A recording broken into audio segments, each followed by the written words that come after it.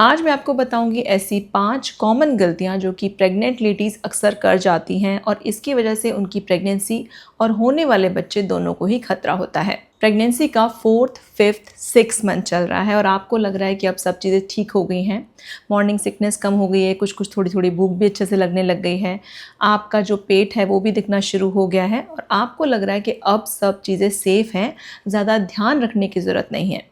तो ये आपकी सबसे बड़ी गलती है। सबसे पहली चीज़, बच्चे की मूवमेंट को हल्के में लेना। तो ये जो सेकेंड ट्राइमेस्टर होता है 4 से लेकर 6 मंथ, इसमें मोस्टली प्रेग्नेंट लेडीज़ को बेबी की मूवमेंट्स हलचल फील होना शुरू हो जाता है। किसी को थोड़ा कम हो सकता है, किसी को थोड़ा ज़्यादा होने लग जाता है। पर अगर आपको ये जो मूवमेंट फ़ील हो रही थी वो अचानक से फ़ील होना बंद हो जाए या कम हो जाए, मतलब आप जैसे फ़ील कर रहे थे, देखिए हर प्रेगनेंसी मूवमेंट्स अलग तरीके की हो सकती हैं।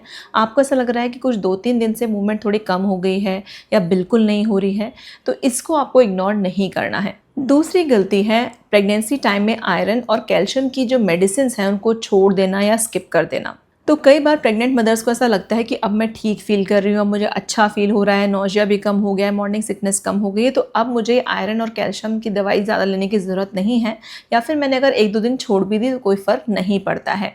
पर यही सबसे बड़ी गलती है। सेकेंड ट्राइमेस्टर यानी कि जो 4th, 5th और 6th मंथ होते हैं, इसमें बच्चे का विकास तेज़ी से हो रहा होता है, बच्चे की बोन्स अच्छे से जो है मजबूत हो रही हैं, बच्चे के ब्रेन का डेवलपमेंट हो रहा है, बच्चे का वेट गेन हो रहा है।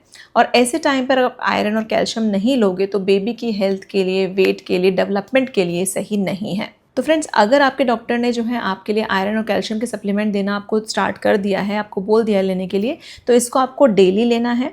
और हाँ, एक ज़रूरी चीज़ कि इसको कभी भी साथ में नहीं लेना है आयरन और कैल्शियम को। इसको लेने का एक सही तरीका होता है, टाइम होता है, तो उस टाइम पर लीजिए जिस टाइम पे डॉक्टर ने आपको बोला है। तीसरी गलती, पानी कम पीना प्रेगनेंसी टाइम में और बहुत देर तक एक ही जगह पर बैठे रहना। तो देखिए, जैसे जैसे प्रेगनेंसी का टाइम बढ़ रहा है, आपका 4th, 5th, 6th मंथ चल रहा है और आपके पेट का साइज़ बढ़ रहा है, तो ऐसे में आपके शरीर को, आपके बेबी को, दोनों को जो है पानी की ज़रूरत ज़्यादा होगी।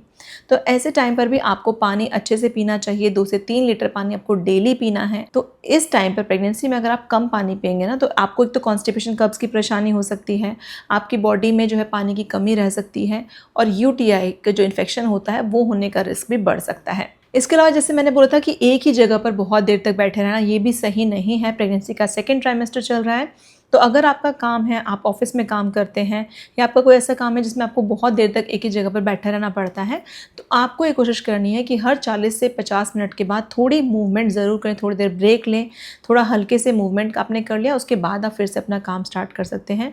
पर बहुत ज़्यादा देर तक एक जगह पर बैठना आपको अवॉइड करना चाहिए। चौथी गलती, हर दर्द को नॉर्मल समझ लेना। तो प्रेगनेंसी का सेकेंड ट्राइमेस्टर चल रहा है, इसमें थोड़ा बहुत जो है आपकी मसल्स खिंचती हैं, थोड़ा बहुत पेट में दर्द होना कॉमन है। पर प्रॉब्लम तब आती है जब आप हर दर्द को नॉर्मल समझने लग जाते हैं। तो अगर आपको इन सेकेंड ट्राइमेस्टर में बहुत तेज़ पेट में दर्द हो रहा है या फिर कमर में दर्द हो रहा है या फिर आपको बहुत तेज़ सर में दर्द है, आपके प्राइवेट पार्ट से जो है खून आ रहा है या फिर पानी निकल रहा है या फिर आपको चक्कर जैसा आ रहा है, बहुत ज़्यादा कमज़ोरी फील हो रही है, इन सभी चीज़ों में आपको इसको नॉर्मल नहीं समझना है। ये नॉर्मल चीज़ें नहीं हैं। देखिए, सेकेंड ट्राइमेस्टर हो गया, इसका मतलब ये नहीं कि अब कोई खतरा नहीं है। अभी भी आपकी प्रेगनेंसी में प्रॉब्लम हो सकती है अगर ये सारी चीज़ें हो रही हैं, तो इन बातों का ध्यान रखेंगे। और साथ ही साथ अगर आपको ऐसा लग रहा है कि आपके फेस पर, हाथों पैरों पर अचानक से स्वेलिंग ज़रूरत से ज़्यादा बढ़ गई है, थोड़ी बहुत तो स्वेलिंग आ सकती है बॉडी में प्रेगनेंसी टाइम में, पर ज़रूरत से ज़्यादा बढ़ रही है, तो इसका मतलब हो सकता है कि आपका ब्लड प्रेशर बढ़ रहा है। तो ब्लड प्रेशर चेक करेंगे और अगर बढ़ा हुआ मिलता है तो तुरंत डॉक्टर के पास जाएंगे। पांचवी गलती होती है कि वेट का बहुत ज़्यादा बढ़ जाना।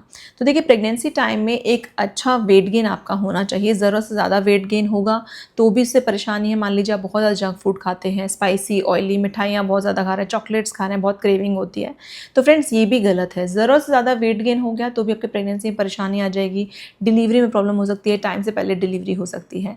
और देखिए, जो आप खा रहे हो उसका सीधा असर बेबी पर हो रहा है, तो आपका अच्छी डाइट लेना बहुत ज़रूरी है। इसके अलावा अगर आप मान लीजिए ज़्यादा नहीं खा पा रहे हैं, बहुत ही कम चीज़ें खा रहे हैं, तो ये भी गलत है। इससे भी बच्चे का वेट गेन नहीं हो पाएगा, बच्चे का डेवलपमेंट अच्छे से नहीं हो पाएगा। तो आपको कोशिश करनी है कि आप बैलेंस डाइट लें। इतना खाएं जो कि आपसे आराम से खाया जा सके, हर 2 से 3 घंटे में थोड़ा थोड़ा खाते रहें, पर बैलेंस डाइट लेनी है। मतलब आपके खाने में हर तरह के न्यूट्रिएंट्स होने चाहिए क्योंकि वो बेबी के लिए ज़रूरी हैं। प्रोटीन भी होना चाहिए, कैल्शियम भी होना चाहिए, फाइबर भी होना चाहिए, आयरन भी होना चाहिए। तो इस तरीके की डाइट लें। अगर समझ में नहीं आता कि किस तरह का खाना हमें खाना चाहिए, कौन से ट्राइमेस्टर में, कौन से मंथ में, तो आपकी हेल्प के लिए हमने डाइट चार्ट भी बनाया है, आप उसको चेक कर सकते हैं। यहाँ पर इसका लिंक दिया गया है, या फिर कमेंट बॉक्स में जाकर भी आप उसका लिंक चेक करें। तो फ्रेंड्स, ये थी वो 5 चीज़ें जो कि प्रेगनेंसी के second trimester, 4th, 5th, 6th month में करने से बिल्कुल बचिएगा, ताकि आप और आपका बेबी हेल्दी रहें। और कोई सवाल है, कोई डाउट है आपका अभी भी प्रेगनेंसी से रिलेटेड, तो आप मुझे कमेंट बॉक्स में लिखकर पूछ सकते हैं। आई होप आपके लिए वीडियो हेल्पफुल रहा होगा। मिलते हैं नेक्स्ट वीडियो में। Thank you for watching.